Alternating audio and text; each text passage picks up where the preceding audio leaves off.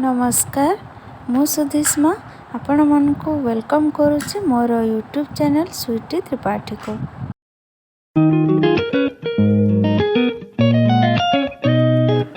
तो चलतु आज आम प्रस्तुत करवा चिकेन कषा।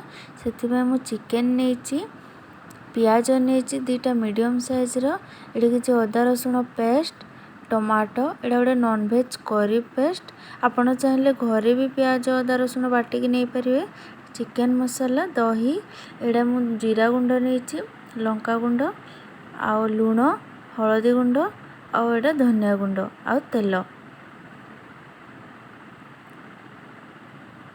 मुझे सोरिष तेल यूज करी। आपण चाहिए रिफाइन तेल भी नहीं पारे। तो प्रथम आम चिकेन को मैरिनेट करदेबा। एथिरे सबू को देखु मिसईदेले तापर एबे अदा रसुण पेस्ट को देदेबा। तापर एटी दही को देदेली।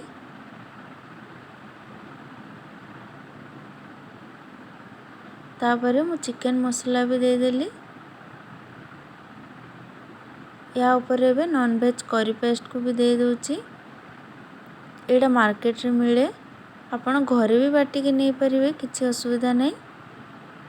तार भी टेस्ट भल लगे।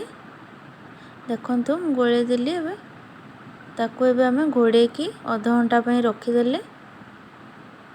देखंतु आधा घंटा हो गलानी। एबे चलंतु हमें स्टार्ट करवा।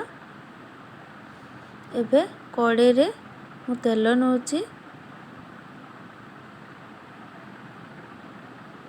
तेल गरम हो गलानी। एबे हमें मैरिनेट करथिबा चिकेन को दे दबा। एबे याको हमें 5 मिनट जाए फ्राए करवा।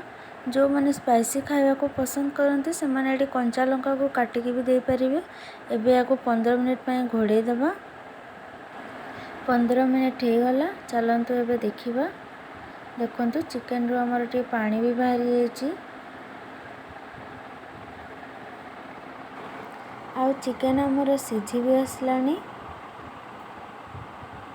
एबे आम एथिरे काटिकी रखिथिबा पियाज टमाटो को दे देबा।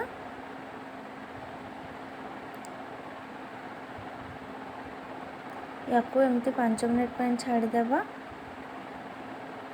देखंतु टमाटो भी हमर सिझी आसलानी।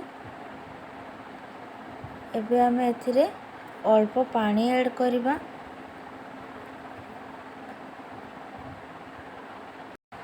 एबे याको आमे आउ 10 मिनट पई घोड़े दबा। ए देखंतु चिकेन कषा हमर पूरा रेडी हो गलानी।